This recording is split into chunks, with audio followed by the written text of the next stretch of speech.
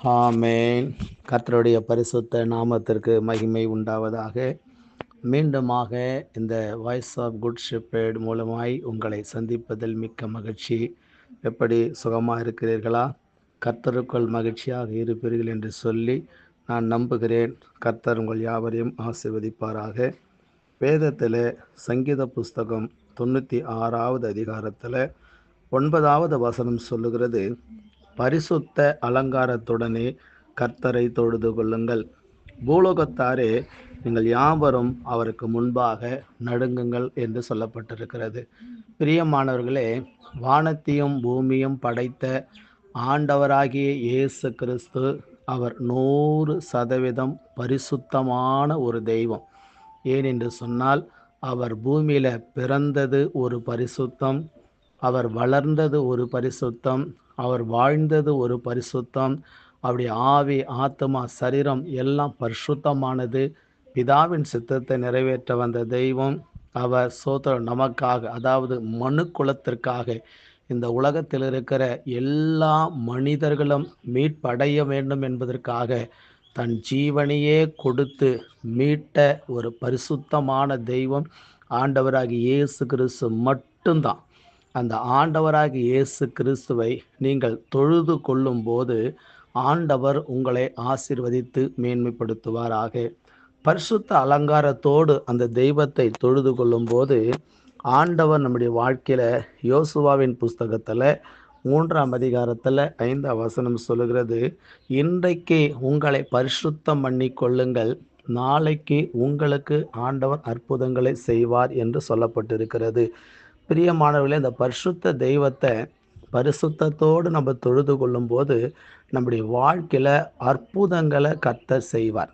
கிரகிக்க முடியாத அற்புதங்கள், அதாவது மனிதனால் செய்ய முடியாத காரியங்களை ஆண்டவர் செய்து தம்முடைய வல்லமையை வெளிப்படுத்துவார். அந்த இடத்துல ஸ்தோத்திரம் யோசுவா ஜனங்களுக்கு சொல்லுகிறார், அதே போல் கீழ்ப்படிந்து ஸ்தோத்திரம் அந்த யோர்தான் நதியை கடப்பதற்கு தேவனுடைய உடன்படிக்கை பெட்டி சுமந்து கொண்டு யோர்தான் ஸ்தோத்திரம் காலில் வைக்கிறார்கள். ஆசிரியர்கள் மேலே இருந்து ஓடி வருகிற அந்த ஸ்தோத்திரம் தண்ணீர் வராதபடிக்கு அவையிலே அப்படியே குவியலாக நின்றதாக சொல்லப்பட்டிருக்கிறது. ஜனங்க பாதுகாப்பாக பத்திரமாக கடந்து போனார்கள். அற்புதங்களை இயேசு செய்வார். உங்கள் வாழ்க்கையில் நீங்கள் அற்புதங்களை எதிர்பார்க்கிற வேண்டும் என்று சொன்னால் ஆண்டவர் சொன்னபடி உங்கள் வாழ்க்கையில் ஆவி, ஆத்மா, சரீரம் பரிசுத்தமாக இருக்கணும். பரிசுத்தத்தோடு நீங்கள் தேவனை தொழுது கொண்டீங்கன்னா உங்களுக்கு ஆண்டவர் அற்புதங்களை செய்வார். 2வது சங்கீதம் 19ல் 12 வாசிக்கும்போது, தன் பிழைகளை உணர்கிறவன் யார்?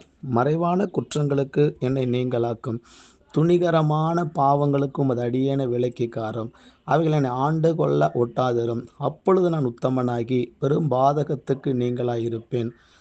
என் கண்மலையும் என் மீட்பருமாகிய கர்த்தாவே, என் வாயின் வார்த்தைகளும் என் இருதயத்தின் தியானமும் உமது சமூகத்தில் பிரீதியாய் இருப்பதாக என்று சொல்லப்பட்டிருக்குது. 2வது, ஒரு மனிதனை பாவத்திலிருந்து விடுதலை ஆக்க வேண்டும் என்று சொன்னால் அந்த மனிதன் பரிசுத்த அலங்காரத்தோடு கர்த்தரை தொழுது கொள்ளும் போது எப்படிப்பட்ட பாவத்திலிருந்தும் கர்த்தர் அவனை விடுதலையாக்கிறார்.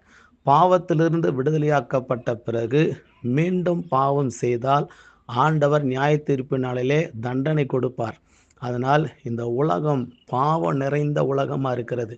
பாவம் நிறைந்த அந்த இருதயத்தோடு பரிசுத்த தெய்வத்தை ஒரு மனிதரும் தேவனை தொழுது கொள்ள முடியாது. சிலர் சொல்லுவாங்க, நான் தரிசனம் பார்த்தேன். தரிசனம் பார்க்கல, போய் சிலையை பார்த்துட்டு வந்தீங்க.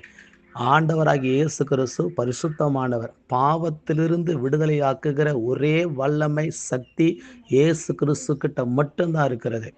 அந்த ஆண்டவராகிய இயேசு கிறிஸ்துவை நீங்கள் தேடும்போது உங்களை எப்படிப்பட்ட பாவத்தில் நீங்கள் இருந்தாலும் அதிலிருந்து இயேசு விடுதலை செய்து உங்களை ஆண்டவர் ஆசீர்வதிப்பார். ஏனென்று சொன்னால் சோத்திரம் யோவான் 8:34 சொல்லுது, பாவம் ஒரு மனுஷனை அடிமையாக்கி விடும் என்று சொல்லி. என்னாகமும் 32:23 சொல்லுது, தொடர்ந்து பாவம் நம்மளை பிடிக்கும் என்று சொல்லி.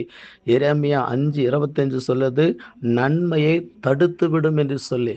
பாவத்துக்கு அவ்வளோ வலிமை இருக்குது. தயவு கூர்ந்து எல்லா பாவத்திலிருந்து விடுதலையாகி